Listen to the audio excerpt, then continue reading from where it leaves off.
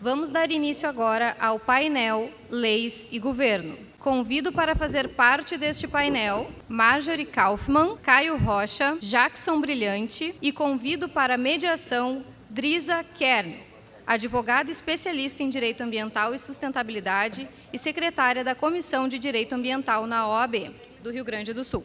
Primeiramente, bom dia a todas e todos. Eu gostaria de agradecer à AB Carbon pelo convite para mediar essa importante discussão. Inclusive porque eu sou estudante, sou pesquisadora em política climática, além de advogada, e tenho ênfase e sou muito curiosa por estudar o mercado e a regularização do mercado de carbono do Brasil. Então, para mim, na verdade, é uma honra poder mediar as falas e esse painel que vai falar sobre leis e governo. E mais especial ainda, porque hoje a gente atravessa, né, discussões a nível nacional com uma frequência cada vez mais alta, no sentido de que o setor privado já está aderente ao mercado de carbono voluntário. A gente vê, né, práticas de descarbonização das empresas, e a gente, inclusive, vai ver alguns casos hoje, no final da manhã e no início da tarde. E nós temos empresas que trabalham, inclusive, em específico, com a geração de créditos de carbono e outras que visam o mercado no Brasil. Ao mesmo tempo, a gente tem um cenário em que o país, hoje, ele aguarda e, aparentemente, a gente está se encaminhando para os momentos finais de uma regularização do Sistema Brasileiro de Comércio de Emissões, né, que é um instrumento da política climática. E por que eu digo um instrumento? Porque o mercado de carbono em si, sozinho, ele não tem a capacidade de reduzir emissões, mas sim de viabilizar, ano após ano, e estabelecer limites sobre as emissões dos países, né, dos setores industriais. E também impulsionar uma transição energética, impulsionar melhores práticas e, ao fim e ao cabo, né, oferecer produtos aos consumidores mais ecologicamente corretos. Então, trata-se, na verdade, de impulsionar aquilo que a gente conhece como a economia de baixo carbono. E quem pode coordenar os parâmetros, né, desse tipo de ação são os governos. Por isso que, quando a gente pensa em coordenação para fins de mitigar, né, e de evitar as mudanças do clima, a gente fala muito sobre governança multinível. Ou seja, a gente não depende apenas do governo federal. A gente precisa de uma cooperação entre governos, que depende muito, assim como o secretário Germano falou, né, na mesa de abertura, a gente precisa que governos locais e governos estaduais também façam, né, aquilo que podem dentro dos seus contextos e dentro das suas possibilidades. Então, seja através de mecanismos de precificação de carbono ou até de outras iniciativas, como a gente sabe que a secretária Marjorie, ela já encabeça o hidrogênio verde, né, já tem levado essa pauta para a COP. A gente tem as energias limpas, que também foram comentadas aqui pela manhã. Nós temos sistemas de gestão de resíduos cada vez mais eficientes. E agricultura de baixo carbono, que também vai ser a pauta desta manhã. Então, sem mais delongas, vamos saber o que o governo do Estado tem fazendo, e vou passar a palavra para a secretária de Meio Ambiente do Rio Grande do Sul, Marjorie Kaufmann. Então, mais uma vez, bom dia a todos. É um prazer participar deste painel aqui. E, exatamente como foi falado pela nossa mediadora, a importância e a eficiência de tudo que a gente vai tratar aqui vai depender da relação e, principalmente, do conjunto que a gente vai conseguir ou não estabelecer dessas políticas. E nós, enquanto Estado, sempre falamos que, por mais que tenhamos metas e grandes políticas estaduais, as coisas vão acontecer nos municípios, e dentro dos municípios vão acontecer também na indústria, na população. E eu sei que à tarde a gente tem algumas experiências aqui, e por isso que é importante a participação de das secretarias, tanto da Secretaria de Meio Ambiente e Infraestrutura como da Secretaria da Agricultura, porque nós precisamos ter esse guarda-chuva, nós precisamos ter esse reconhecimento das práticas que já são executadas no nosso Estado, e até porque eu estava aqui cochichando com o secretário Germano antes, e ele disse que estão fazendo a revisão das emissões de Porto Alegre. E aí ele estava comentando do perigo de se vender créditos de carbono quando talvez esse crédito de carbono vai ser necessário para neutralizar as atividades da própria cidade, dos próprios meios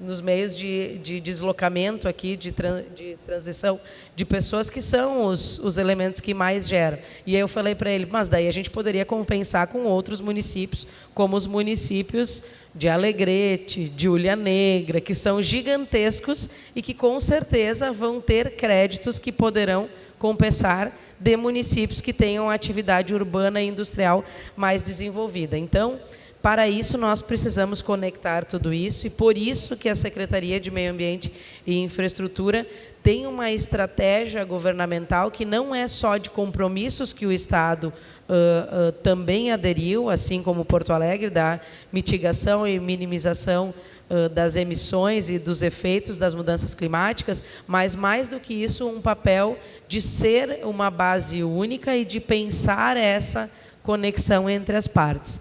Então, hoje eu vou falar de uma forma muito macro do que nós fazemos na Secretaria de Meio Ambiente e Infraestrutura, e ela tem uma conectividade, uma transversalidade não só com órgãos dentro do governo do Estado, como também com a sociedade civil organizada, e estão aqui nessa plateia o Guilherme, que representa a FETAG, e a FETAG traz uma realidade dos agricultores de pequenas propriedades importante aqui para o nosso contexto como um todo.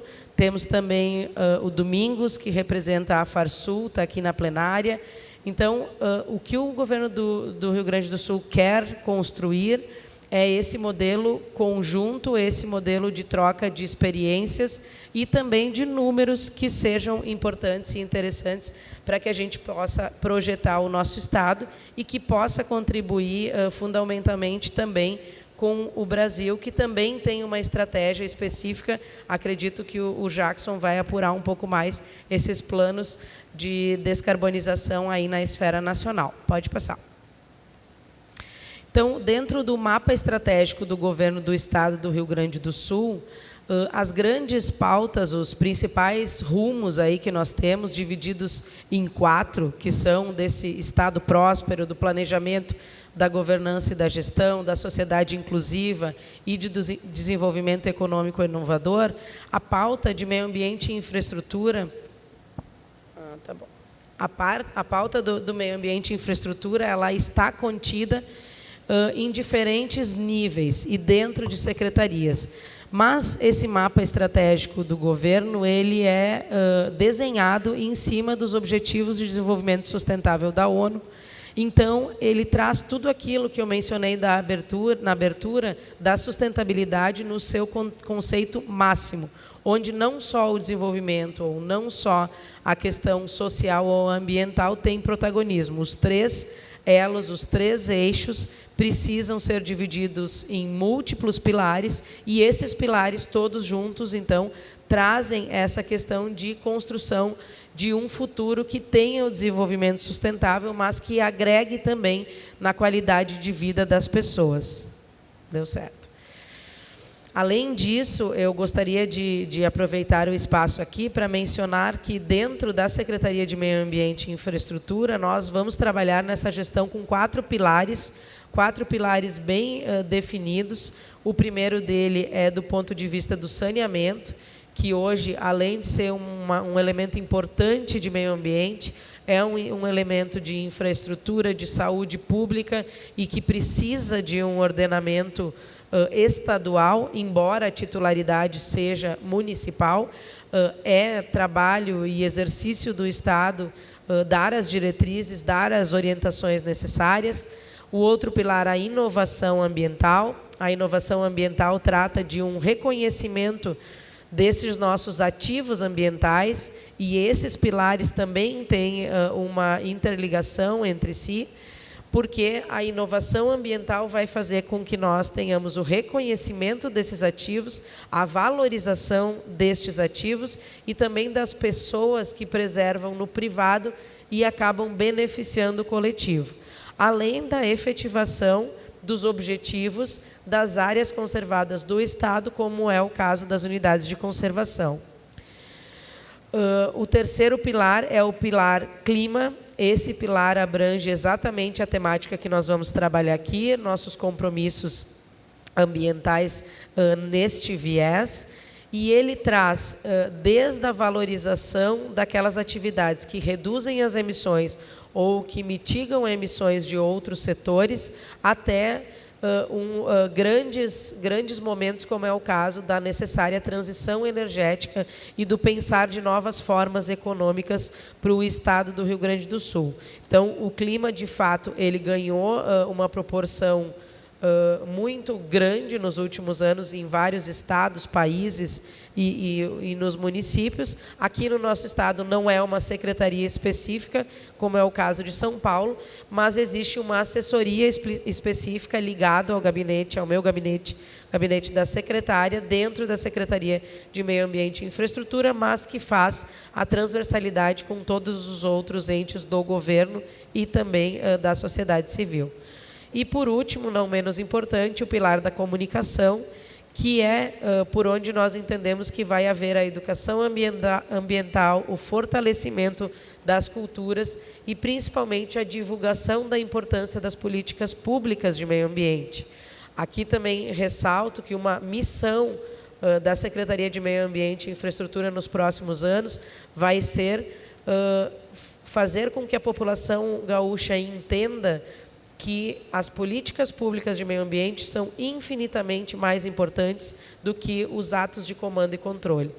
E isso eu falo porque nós temos aqui no Estado um protagonismo importantíssimo e um reconhecimento importantíssimo da FEPAM, que é a nossa Fundação de Proteção Ambiental e que opera o licenciamento ambiental. A FEPAM tem essa tarefa de executar todos os regramentos que são criados e de seguir uma linha dentro de políticas maiores, que precisam ser maiores. E claro que a gente pode utilizar do instrumento do licenciamento ambiental para conseguir avançar ou fazer que se exerçam alguns controles que se remetam a um caminho que o governo do Estado quer, mas as pessoas... o que me incomoda é a sociedade pensar que tem que atuar de maneira A ou B, porque senão está ou não está dentro da licença ambiental. Enquanto a gente estiver limitado ao comando e controle, as atividades vão ser mais difíceis, as relações vão ser truncadas. Então, o nosso objetivo aqui também, com o pilar da comunicação, é mostrar que nós podemos ter um espaço, que esse espaço é dentro da Secretaria de Meio Ambiente e Infraestrutura, para discutir políticas públicas, rumos ambientais para o Estado do Rio Grande do Sul, e que essa caminhada seja pautada com naturalidade dentro dos nossos atos de dia a dia, de desenvolvimento das nossas atividades econômicas, e que o licenciamento ambiental ocorra dentro dessa fase de desenvolvimento e não como um ponto traumático ou como o único objetivo de executarmos algumas ações. Ops, perdi aqui. Deu. Nós, assim como os municípios, os estados e os países, sempre partem do pressuposto de inventários, porque quando a gente fala que temos que reduzir em 50% ou que temos que neutralizar, o ponto de vista inicial é, ok, então o quanto que estamos contribuindo, quais são as atividades que têm esse maior potencial e como é que nós vamos investir em políticas públicas para que a gente possa continuar exercendo essas atividades, mas que tenhamos aí formas técnicas de manejo cada vez mais sustentáveis e com redução de emissões, para que a gente não precise ter uma alteração brusca aí de um cenário econômico que acaba mantendo as pessoas. Então, aqui há um dado do SEG, de um inventário de gases de efeito estufa. Nós temos também o inventário que foi cedido pelo governo federal, do Ministério de Ciência, Tecnologia e Inovação, que nos aponta aqui para o estado do Rio Grande do Sul, assim como para a maior parte dos estados do Brasil, que as atividades que têm maior potencial, que são decisivas nas emissões de gases de efeito estufa, são mudanças de uso da terra e florestas, conversão de florestas em áreas de usos de diferentes usos, a questão da produção agropecuária e a questão da energia. Então, pautado nestes levantamentos, que nós começamos a fazer a descrição, a desenvolver e desenhar políticas públicas para a redução dessas emissões, mas estes inventários foram construídos a partir de metodologias que são metodologias que não necessariamente são adequadas às nossas técnicas produtivas, e por isso nós estamos aí atuando em duas linhas. A primeira é sim já verificar quais são as nossas possibilidades de melhorias nesses sistemas, e a segunda linha é revisar estes números, revisar as metodologias, porque a maioria delas são pautadas em cima de atividades produtivas, principalmente do hemisfério norte. Então, se vocês forem observar, a questão da fórmula utilizada para emissões em pecuária, ela é uma fórmula para pecuária intensiva, confinada, e não para a pecuária que nós executamos aqui no estado do Rio Grande do Sul, que é pecuária extensiva em solo de pampa, que dependendo do tipo de manejo pode ser carbono zero ou ainda negativo. Então, todos esses ajustes vão ser necessários para que a gente possa, de fato, ter o cálculo final da nossa redução e mitigação, mas mais ainda para que a gente possa ter firmeza e valorização dos nossos produtos. A partir disso, o estado do Rio Grande do Sul vem intensificando a sua ação em assumir compromissos climáticos e também em encontrar grupos que tenham afinidades econômicas e ambientais, como é o caso do CODESUL, que é um consórcio de desenvolvimento dos estados da região sul, formado por Rio Grande do Sul, Santa Catarina, Paraná e Mato Grosso do Sul, e que nós entendemos que serão maneiras de termos um quantitativo significativo em uma escala internacional. Então, a partir disso, o Estado tem reunido as suas iniciativas, compilando tudo isso para que nós possamos atender os compromissos ambientais assumidos, principalmente junto a essas conferências internacionais do clima, mas também buscamos assessoria técnica especializada, como é o caso do ICLEI e do CDP, que são entidades não governamentais que catalisam as ações destes entes subnacionais e também ligam interessados no setor, fazendo com que boas práticas possam ser replicadas e que a gente possa, então, ter um crescimento conjunto contínuo. Os nossos compromissos começaram lá em 2010, com a Política Gaúcha de Mudanças Climáticas, e nós, enquanto assessoria do clima, revisamos essa política e identificamos que existiam vários gatilhos interessantíssimos que não tinham sido executados. Então, a partir daí, essa tem sido o nosso norteador 01, mas se nós formos buscar mais a fundo, nós temos outras iniciativas tão importantes quanto e que já são executadas aqui no nosso estado e que não são divulgadas ou, enfim, não são utilizadas como valorizador dos nossos produtos.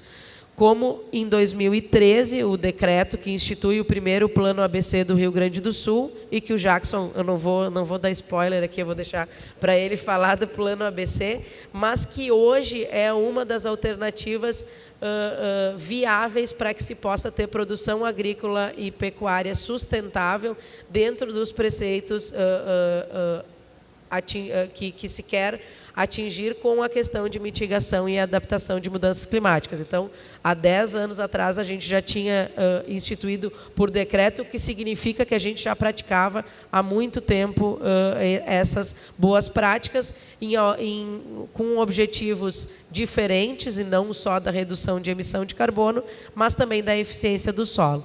Em 2016, tivemos, então, um decreto sobre energias renováveis, e hoje a gente fala tanto de transição energética. Então, esses conceitos nos fazem diferente pelo que a gente já tem, porque nós já temos matriz de energia elétrica com 80% da geração renovável, nós já temos agricultura de baixo carbono sendo praticada no Estado. O que nos falta é ter esses dados, como eu falei antes, em grandes clusters, para que a gente possa mostrar. Mas, a partir de 2021, de fato, nós avançamos mais, principalmente com a comunicação internacional desses preceitos e com o nosso ato de assumir compromissos ambientais. E aqui entra também o nosso pensar sobre novas fontes energéticas, que eu vou falar um pouquinho depois do hidrogênio verde. Pode passar? Em 2022, avançamos novamente, tivemos um programa de investimento, que eu mencionei da abertura, de mais de 193 milhões de reais em atividades da pasta de meio ambiente, mas grande parte disso estava e está voltada para políticas públicas que promovam essa adaptação e mitigação de mudanças climáticas. Os decretos seguiram os compromissos assumidos, então, na COP de 2021, e em 2022 nós executamos todas essas políticas e tivemos um dos marcos, eu acredito, na política de mudanças climáticas gaúcha, a realização do primeiro Fórum Gaúcho de Mudanças Climáticas, que reuniu diferentes entidades para que a gente pudesse pensar caminhos para essa pauta. Realizamos 3 edições do Fórum em 2022, uma delas dentro da Expo Inter, falando das atividades produtivas do Rio Grande do Sul. Também tivemos de importante em 2022 a realização de um estudo contratado de hidrogênio verde, que buscou mapear a cadeia produtiva e consumidora dessa energia alternativa que vem no âmbito das mudanças climáticas, e a nossa assinatura com o CDP, que é um órgão guarda-chuva de cadastros de políticas, e que também eu faço convite para que todos que estão aqui na plateia possam dar uma olhada no nosso site do Proclima 2030, que tem essas informações e que nós precisamos dessa informação. Pode passar? Nós iniciamos em fevereiro deste ano com a apresentação daquele estudo que eu mencionei anteriormente, e tivemos uma visibilidade internacional, principalmente pelos resultados que obtivemos a partir de um Estado que tem uma matriz energética renovável, que tem recursos naturais de matéria-prima para a produção de hidrogênio verde e, principalmente, que tem mercado consumidor para esse hidrogênio verde através dos derivados para fertilizantes, como é o caso da amônia verde e também do metanol para a produção de biodiesel. Pode passar? Aqui estão alguns relatos, e eu trouxe esse, que é do último fórum que nós realizamos, que foi este ano, então, a nossa 4ª edição. Essa edição trouxe a importância de uma assinatura de protocolos de intenções com federações da atividade agrícola, federações da atividade industrial e também federação dos municípios e do comércio e indústria, para que a gente possa estabelecer cadeias de descarbonização padronizadas, para que a gente possa ter aqui no Estado uma métrica global e possamos mostrar isso em contextos internacionais de como o Rio Grande do Sul está se mobilizando. Eu sei que hoje, aqui durante o dia, terão apresentações de iniciativas pontuais de alguns grupos de produção industrial, e nós, como como governo do Estado do Rio Grande do Sul, precisamos saber dessas iniciativas para que a gente possa demonstrar o quanto que o nosso Estado está avançando nessa pauta. Pode gerar investimentos bilionários e geração de empregos importantes ao Rio Grande do Sul. Nós temos 10 municípios com capacidade produzida com preço abaixo da média internacional, que é em torno de 2 a 3 dólares o quilo do hidrogênio verde produzido. Hoje o mundo trabalha com 5 a 6 dólares, e isso em cidades que estão distribuídas por todo o estado do Rio Grande do Sul e não só em um grupo ou outro. Então, acreditamos, e vocês vão ouvir falar, que o governo do estado vai investir para mobilizar essa cadeia como um todo, trazendo ela como mais um componente da descarbonização, mas também como um potencial econômico importante. Eu trouxe 2 atos normativos importantes do governo do estado e que buscam, de fato, cutucar essa questão toda dentro dos municípios e agregar informações. Então, o decreto sobre monitoramento de convênios administrativos é um decreto do governo do estado que condiciona o repasse financeiro através de convênios para municípios que tenham adesão a programas específicos. Dentro desses programas está o programa Proclima da Secretaria, e a adesão desse programa, ela significa que o município terá que ter uma comissão ou uma pessoa que trate dessa pauta no município e que traga para o governo do estado as informações do que está acontecendo no município. Então, a nossa assessoria do clima está preparada para receber essas demandas e para poder auxiliar os municípios que tenham mais dificuldade, mas hoje nós já temos mais de 250 municípios cadastrados no Proclima, e isso faz com que a gente entenda que estamos atingindo os objetivos. Aqui também queria apresentar para vocês as nossas ações, que são ações conjugadas que vão acontecer dentro do governo do estado, que são tratativas que falam dessa governança local, estado, municípios e entes privados, uma revisão do inventário estadual de emissões, um plano macro de mitigação para o estado e também as análises de risco e vulnerabilidade climática. Esse plano ele se inicia agora no segundo semestre de 2023.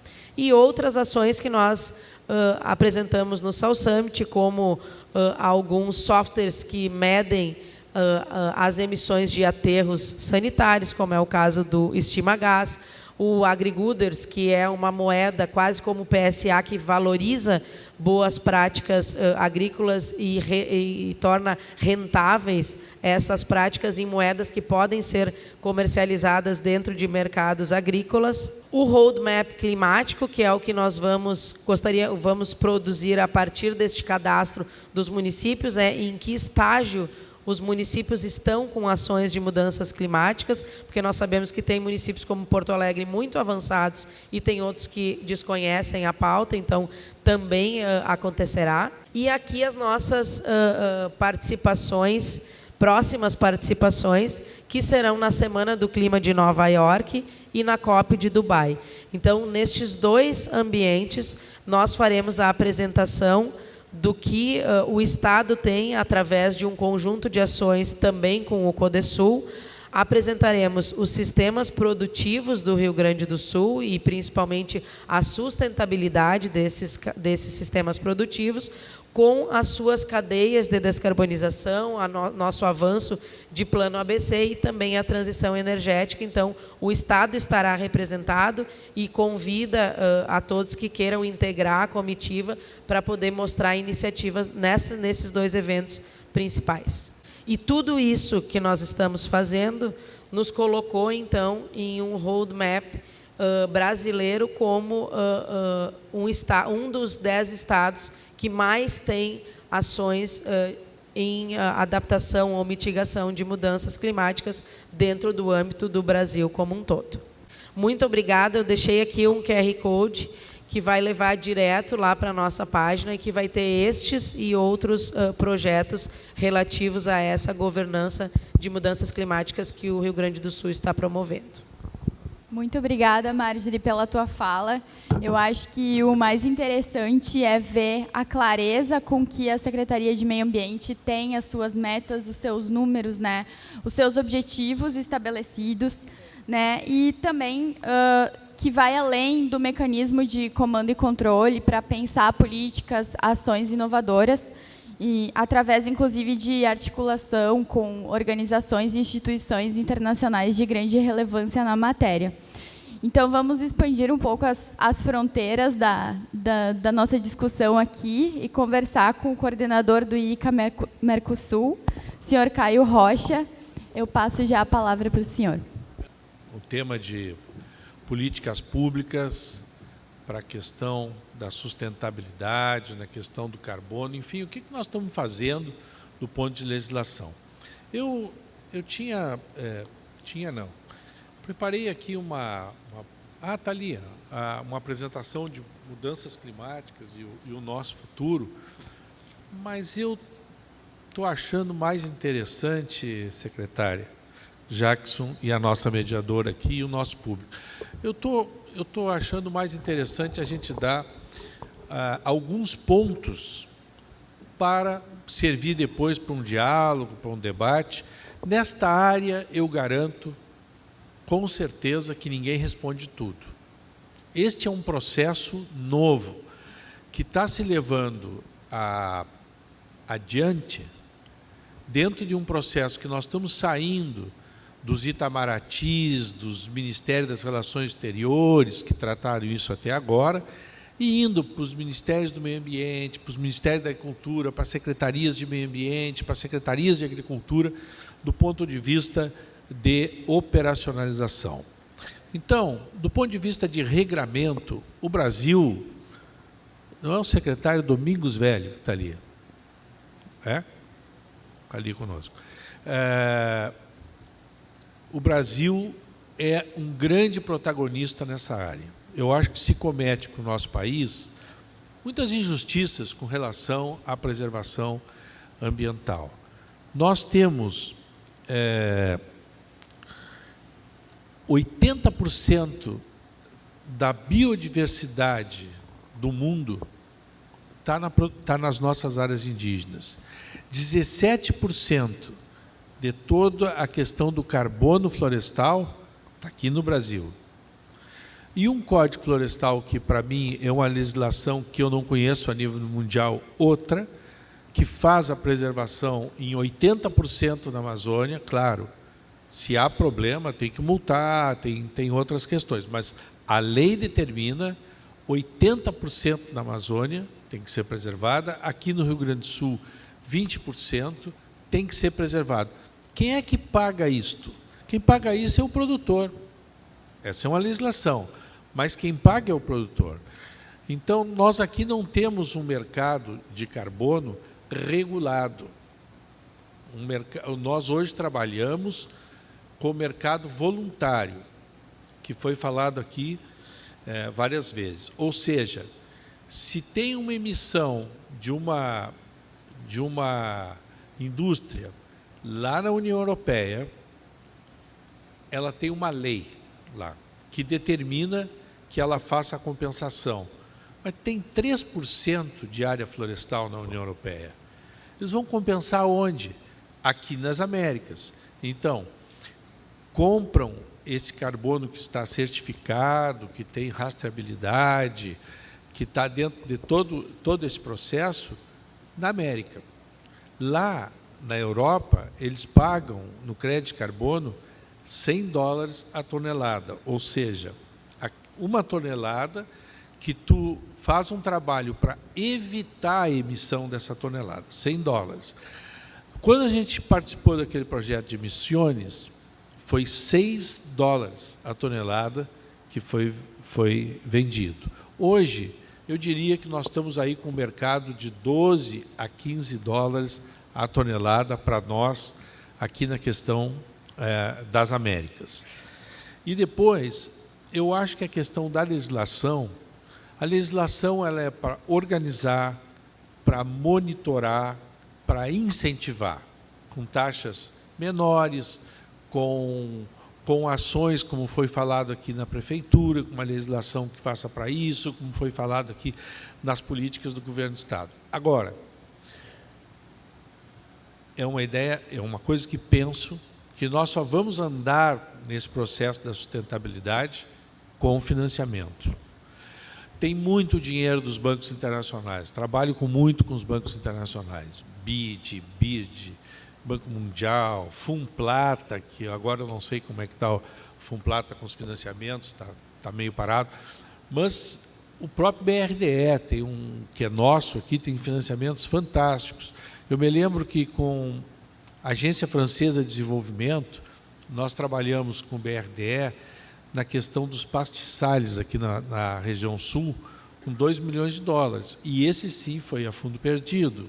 O Germano usou aqui exemplos também de fundo perdido. Então, eu acho que todas essas questões que estão andando por aí, elas têm muito a ver com a questão econômica. Eu estou falando muito da agricultura, mas aí isto vale para a sociedade, não só para a agricultura.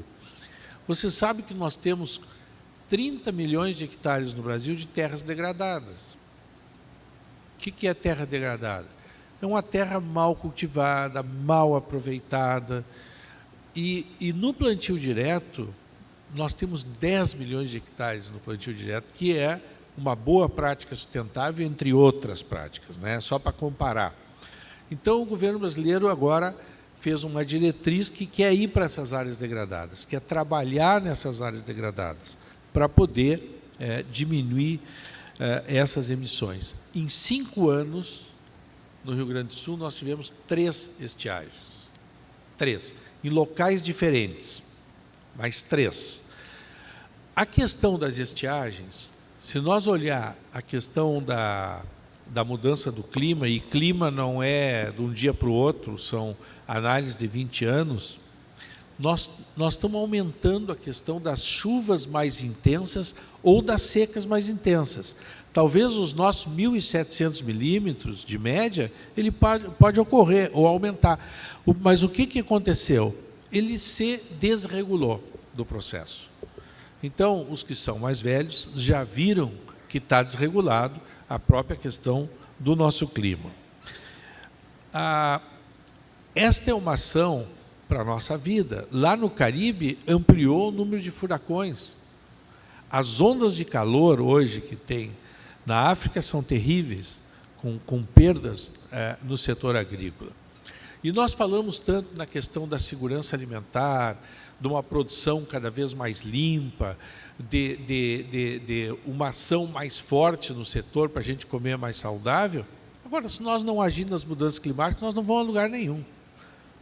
Nós não vamos a lugar nenhum. E esse país aqui, que bom que nós somos brasileiros, porque nós vamos ser o grande protagonista desse processo. Vamos sediar a COP30, vai ser no Pará, todos sabem. O governador do Pará vai fazer reuniões em todos os estados brasileiros, vai começar agora, depois de uma reunião que nós vamos ter no Pará, de 4, 5, 6, aí falha o 7, 8 e 9. Nos dias 4, 5, 6 serão seminários técnicos e 8 e 9 com os presidentes, os 9 presidentes que estão nos países amazônicos. A gente do ICA, que agora vocês já sabem que Pai, Filho e Espírito Santo é um só, nós estamos envolvidos porque a gente tem escritórios em todos os países amazônicos, então estamos muito integrados nesta questão de agora, dessa reunião, e estamos integrados na questão já trabalhando na COP30, que vai ser lá no Pará. O Brasil tem leis para melhorar, vamos dizer assim, a questão da sustentabilidade. No transporte, a questão do biodiesel, a questão do álcool, a questão da eletricidade. Agora, isso são políticas caras. E nós, eu insisto, precisamos de financiamento para trabalhar nisso. Eu tenho um slide que está ali, mas eu vou só citar aqui. O Uruguai tem 94% da produção de energia limpa. Esse pessoal faz muito marketing das suas coisas. Porque nós aqui também temos muita energia limpa, mas eles vendem bem isso. Uruguai. No México, tem 3 estados do México que há muito tempo criaram um imposto de carbono. Não quero saber de criar imposto aqui, mas estou usando a legislação de outros países. Esse imposto de carbono daquelas poluidoras, elas podem não fazer a compensação, pagam e isto entra no processo de sustentabilidade. Isso vale para o Chile, que tem também um imposto que eles chamam imposto verde, desde 2014. E dos países que eu andei aí, eu achei o mais interessante na questão de sustentabilidade a questão da Colômbia. A Colômbia tem bons projetos de sustentabilidade, projetos que eu tive a oportunidade, Rita, de olhar lá, desde a certificação até a compra do carbono. Então, vai lá o produtor rural que tinha negócio, e ele vai explicando isso para a gente. E o Brasil, então, nós estamos aí buscando uma legislação mais firme. O BRDE fez leilões na questão da venda de carbono, mas eu acho que nós precisamos mesmo recurso internacional para fortalecer isso. Bem, eu não segui meu roteiro ali, eu prefiro a gente falar. A experiência de Misiones foi muito importante. Tem uma foto lá da COP, o governador segurando o cheque de $100 milhões num contrato de 30 anos. E Tocantins, que eu estou achando muito interessante essa experiência da SPE, dessa parceria, que eles criaram um processo de um edital para poder contratar a empresa que seria responsável, que é responsável a partir de agora, tem 20 anos para resolver a questão da sustentabilidade.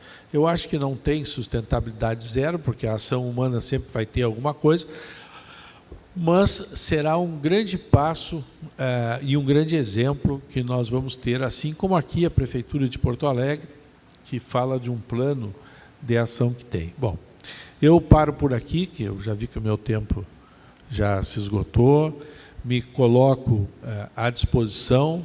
Hoje eu estou em Brasília, depois de um circuito. A Costa Rica se vende muito bem na questão de sustentabilidade. Eu morei 1 ano lá. Olha, não é diferente do Rio Grande. Eu aposto na sustentabilidade gaúcha contra a sustentabilidade da Costa Rica. Bom, mas isso é uma política do governo costarricense. A Argentina não tem uma legislação específica, em que pese que tem normas para tudo. E hoje, os países europeus estão muito centralizados no grande chaco americano, que pega o norte da Argentina, que 60% do grande chaco é lá, um pouco da Bolívia e um pedacinho do Paraguai, e nós só o Mato Grosso do Sul aqui, ali embaixo. Agradeço muito a oportunidade, mais uma vez, que me dão deste aprendizado, e eu quero colocar o nosso ICA, que tem um programa chamado Solos Vivos, que é feito com os governos nacionais, aonde nós contratamos o Prêmio Nobel de Economia de 2019, Michael Kramer, que dirige esse programa, e estamos junto com a Universidade de Ohio. Bom, é isto, me coloco à disposição, um grande abraço, muito obrigado, e continuamos aqui depois, se tiver algum questionamento que a gente possa esclarecer. Abraço a todos.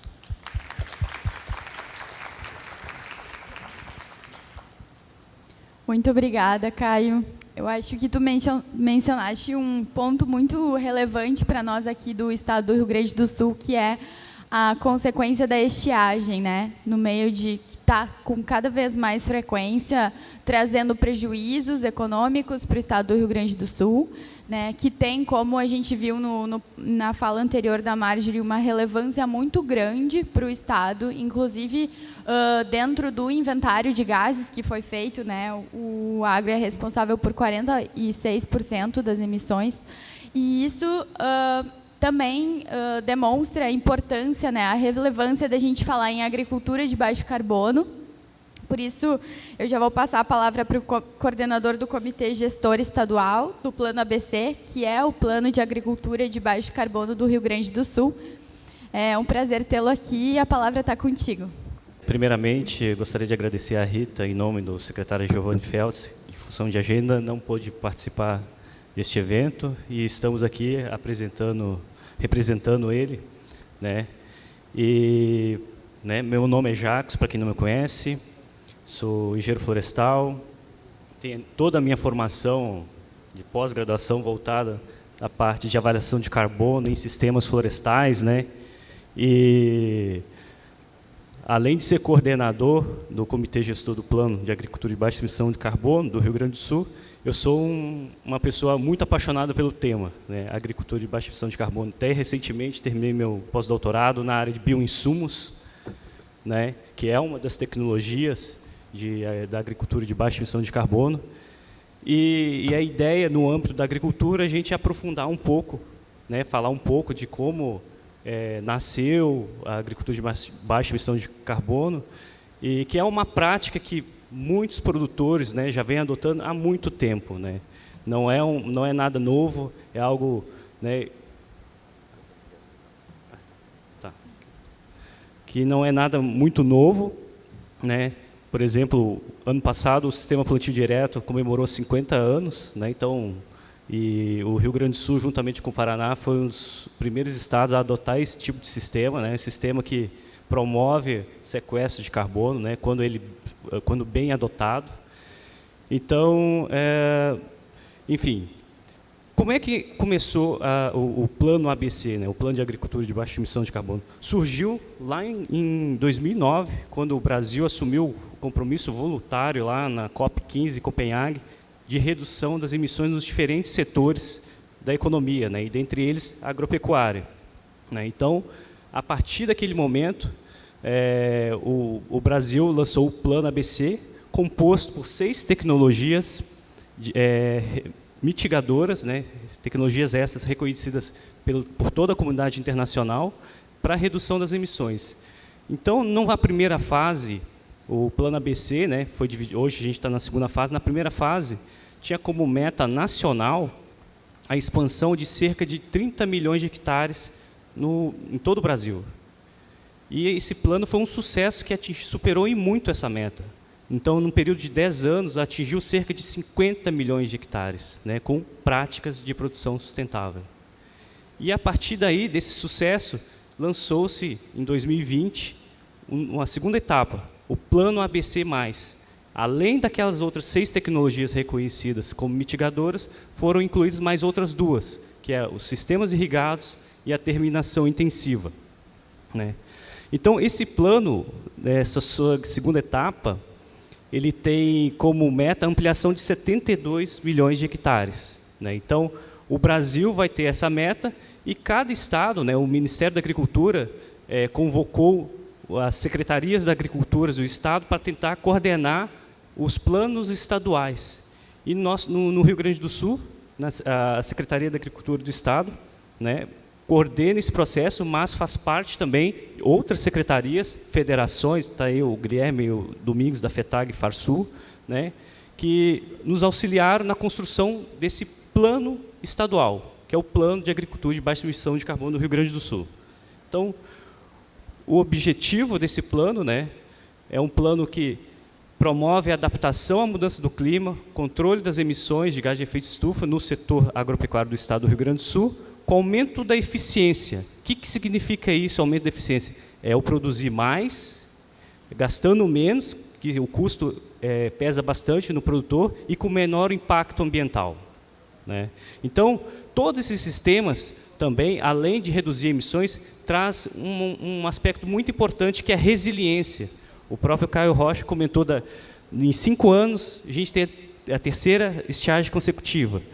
Essas práticas, quando bem adotadas, elas apresentam uma maior resiliência, ou seja, uma maior capacidade de suportar qualquer extremo climático. Não vai evitar, mas vai minimizar os efeitos dessa mudança climática. Então, apresento para vocês aqui o nosso Plano ABC+, foi publicado no Fórum de Mudanças Climáticas, organizado pela Secretaria do Meio Ambiente, a parceira, nossa secretária Marjorie Kaufmann, onde a gente definiu as metas de expansão com as tecnologias de agricultura de baixa emissão de carbono, né? E o Rio Grande do Sul está tão engajado que foi o terceiro estado do Brasil a publicar o plano, né? Então, foi Mato Grosso, Santa Catarina, Rio Grande do Sul e Paraná recentemente também publicou. Então, nós saímos na frente mostrando o engajamento do Estado com essa pauta de sustentabilidade. Então, eu preparei uma apresentação aqui, tentando explicar um pouco de que são essas metas, como que elas podem contribuir, né, nessas reduções.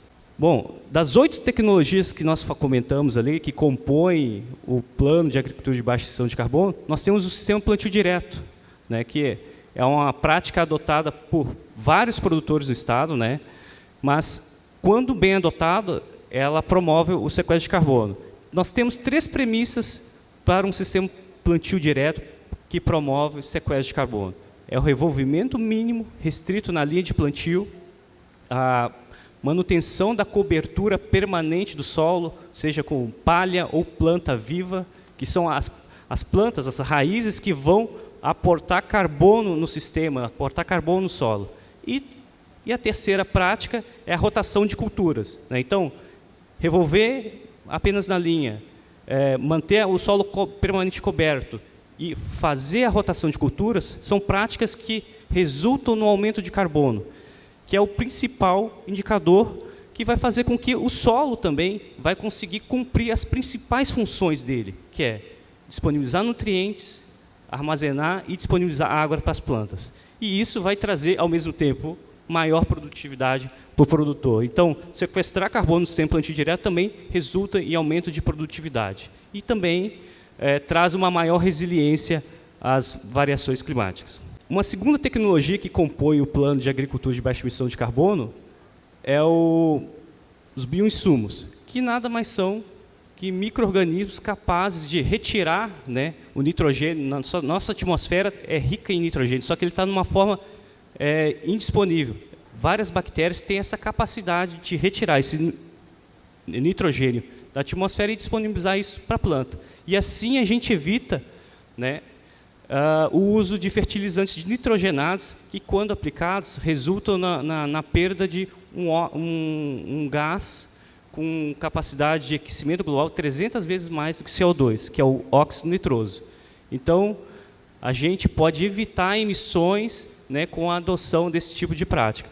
No estado, nós temos como meta a ampliação de 1 milhão de hectares com a adoção dessa tecnologia. Só para comentar, o nosso laboratório de microbiologia agrícola da Secretaria da Agricultura, né, foi um pioneiro no Brasil a desenvolver esses micro-organismos. A primeira fábrica de inoculante do Brasil foi em Pelotas, na década de 50. Né? Então, hoje, a Secretaria da Agricultura tem uma coleção de mais de 1000 micro-organismos capazes de fixar nitrogênio a custo zero, né, dispensando o uso de fertilizantes nitrogenados. Então, a gente tem um potencial enorme de ampliar a adoção dessa tecnologia no nosso estado. A terceira prática são práticas de recuperação de pastagens degradadas. Muitas vezes, o pessoal, de uma maneira equivocada, fala que o animal é emissor.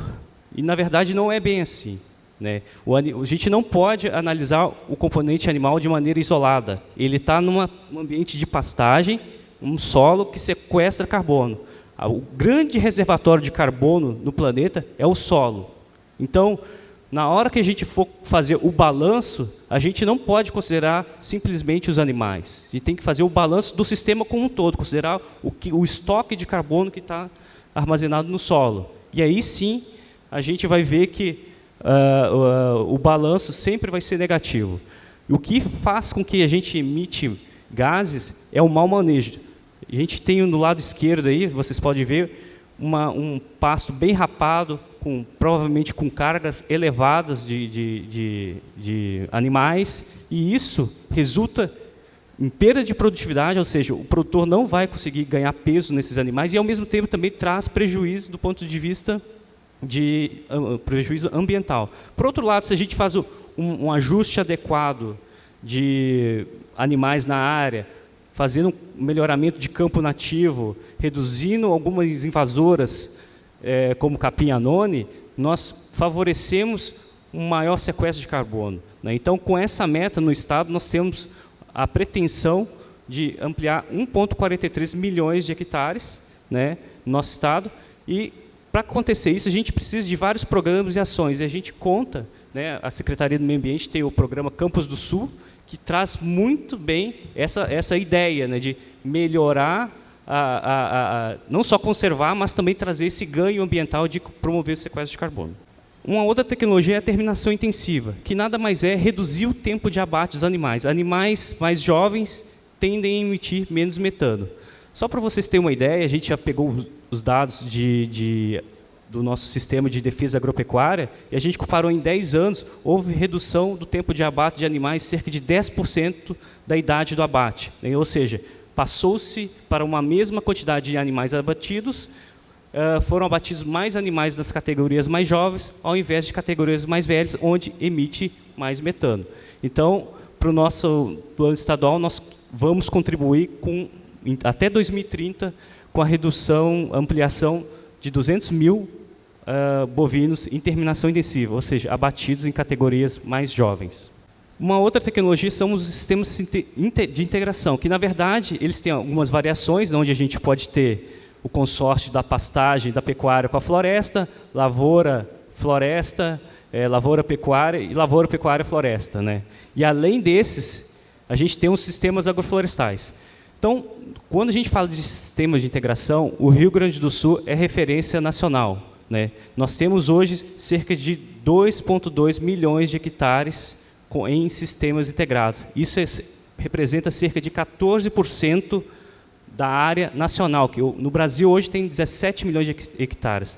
E esse sistema, quando integrado, promove o sequestro de carbono. Por quê? Quando eu integro o animal, pastagem e floresta, eu aumento a capacidade desse sistema, um sistema muito mais eficiente no aproveitamento de nutrientes. O nitrogênio, muitas vezes dos dejetos dos animais, é rapidamente aproveitado pelas plantas, ou seja, ele deixa de perder o óxido nitroso.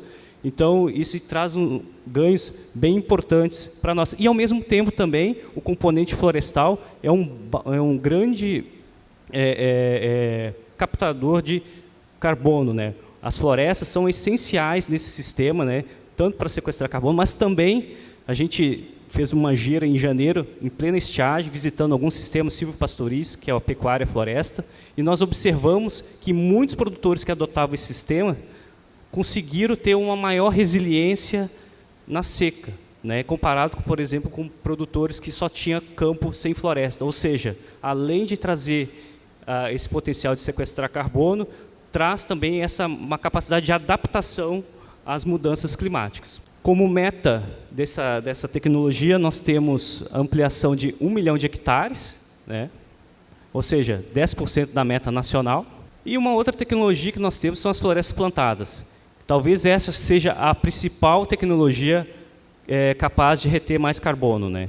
Se a gente comparar essa tecnologia dentro do plano nacional, onde tem a ampliação de 4 milhões de hectares, né?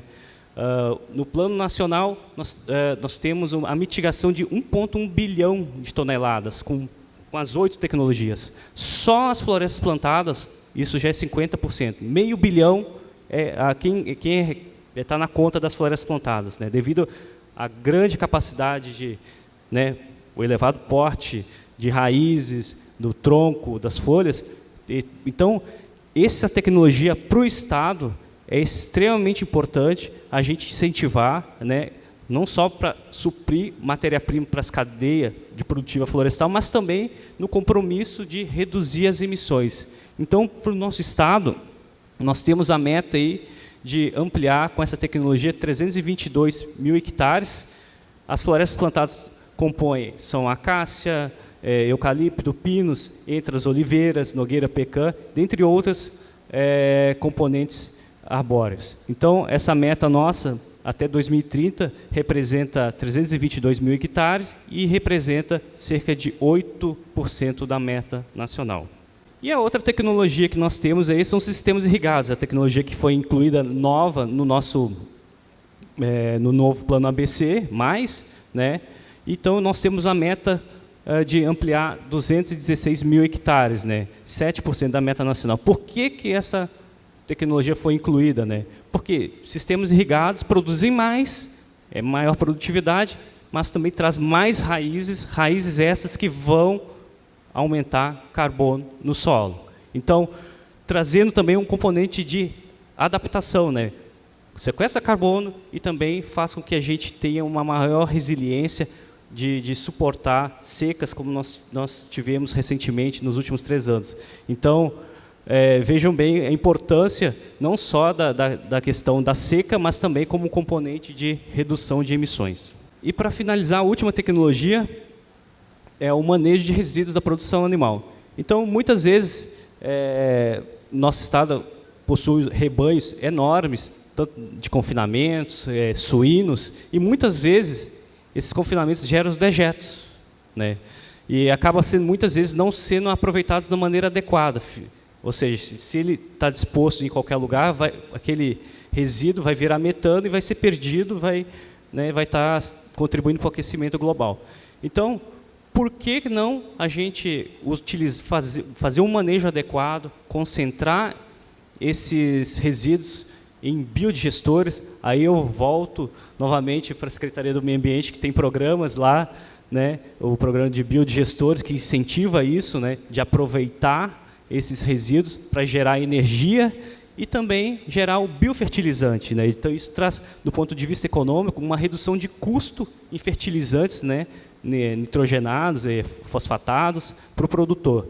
Então, nós temos como meta no plano estadual manejar cerca de 11,8 metros cúbicos de dejetos, e isso representa cerca de 5,6% da meta nacional.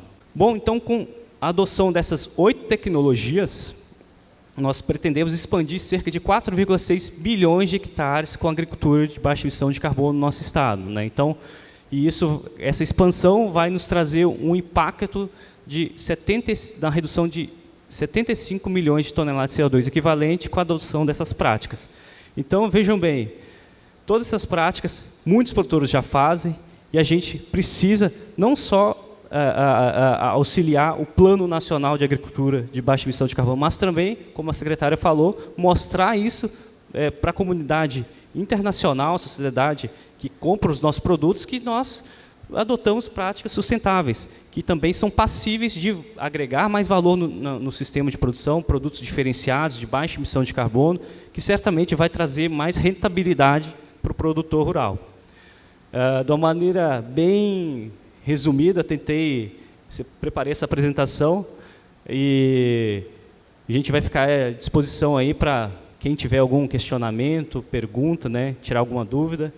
E agradeço novamente a oportunidade da toda a organização de dar esse espaço para nós. A gente quer estar sempre mais presente para levar todo esse tipo de informação e mostrar que a produção agropecuária do nosso estado é sustentável. Obrigado. Nós que agradecemos, Jackson. Eu acho que com essa apresentação não resta dúvidas, né, da relevância da agricultura do Rio Grande do Sul, né, do pioneirismo que o Rio Grande do Sul tem com relação ao restante do país nesse setor. E, além dessa relevância a nível nacional, eu acho que quem acompanha o produtor rural no interior do estado vê que tem algumas, tanto o programa ABC quanto alguns outros programas do setor privado, que levam já esse tipo de conhecimento, né, de agricultura de baixo carbono para o produtor. Quem acompanha o produtor rural no interior vê que eles estão conseguindo, na medida em que eles fazem a medição dos estoques de carbono no solo, esse controle, esse acompanhamento, eles se sentem muito realizados e conseguem perceber, de fato, a redução de impacto, né, que aquela atividade, né, que a sua atividade, enfim, tem, e um aumento de produção em si, né? A melhoria econômica que aquilo está trazendo para o produtor. Então, eu acho que isso diz muito sobre aquela máxima que é um clichê, mas que a gente sempre fala quando fala de mudanças climáticas, que é o pensar global e o agir local, né? Então, quando o nosso agricultor ele vê que ele está fazendo a diferença, ele está agindo local para colaborar com todo as nossas metas, os nossos objetivos, né, a nível maior.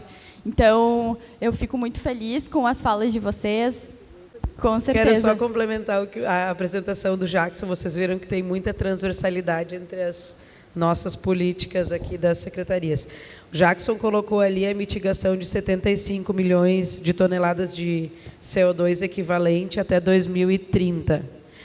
E nos nossos cálculos aqui, com a ajuda dos nossos parceiros, só esse adicional que o plano que nós apresentamos agora até 2030 traz, se não se fizesse nada nas cidades, neutralizaria por 10 anos as emissões de Porto Alegre, Canoas, Caxias, Pelotas e Santa Maria. Então, antes eu falei aqui para o Caio, esse nosso painel aqui virou agro, né?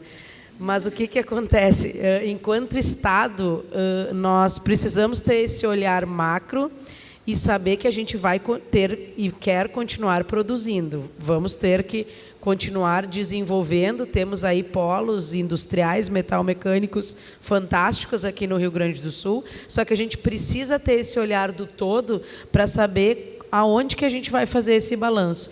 E, com certeza, a agricultura, mais uma vez, vem como uma solução para essa questão das mudanças climáticas. Era isso. Obrigada, Marjorie, pela complementação. Infelizmente, pessoal, a gente já tem um avançado da hora dentro do que nos cabia nesse painel, então a gente não vai conseguir trazer perguntas para os nossos painelistas, mas a gente tem um dia inteiro ainda de discussões. E agradeço mais uma vez a fala de todos e a organização do evento pela AB Carbon. Muito obrigada.